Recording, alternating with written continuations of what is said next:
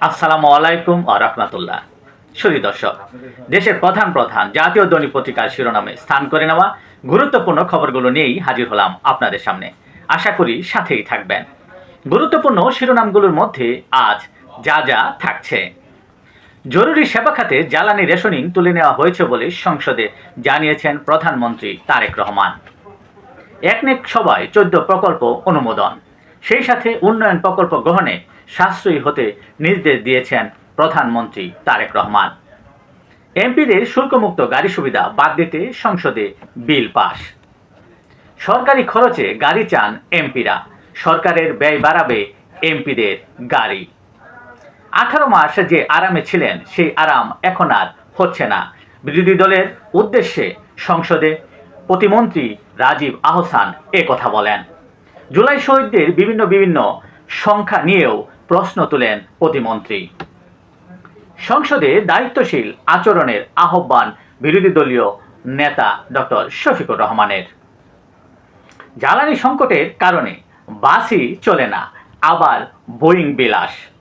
কার স্বার্থে যুক্তরাষ্ট্র থেকে 14টি বোয়িং কেনার আয়োজন হচ্ছে, এই নিয়ে জনমনে তৈরি হচ্ছে নানা প্রশ্ন। 3 বছরে প্রায় 400 পোশাক কারখানা বন্ধ, বিজিএমইর প্রতিবেদনে উঠে আসে এই চিত্র। রপ্তানি বাড়াতে কর কমানো, শুল্ক ছাড় ও নীতি সংস্কার প্রস্তাব বিজিএমইএর পক্ষ থেকে। হামে বাড়ছে মৃত্যুর সংখ্যা, এক শয্যায় চিকিৎসা চলছে 2 থেকে 3 শিশুর। 24 ঘন্টায় আরও 8 জনের মৃত্যু। এ পর্যন্ত মোট মৃত্যুর সংখ্যা 259 জন। গতকাল বজ্রপাতে 7 জেলায় 14 জনের মৃত্যুর ঘটনার খবর পাওয়া গেছে। রাজধানী ঢাকার গণপরিবহন, সরকার বদলায় বাস বদলায় না, পুরনো গাড়ি সরাতে ব্যর্থ বিগত সরকার।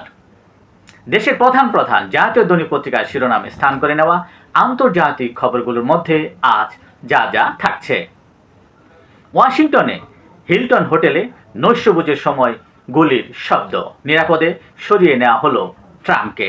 রক্ষা পেলেন মার্কিন প্রেসিডেন্ট ডোনাল্ড ট্রাম্প।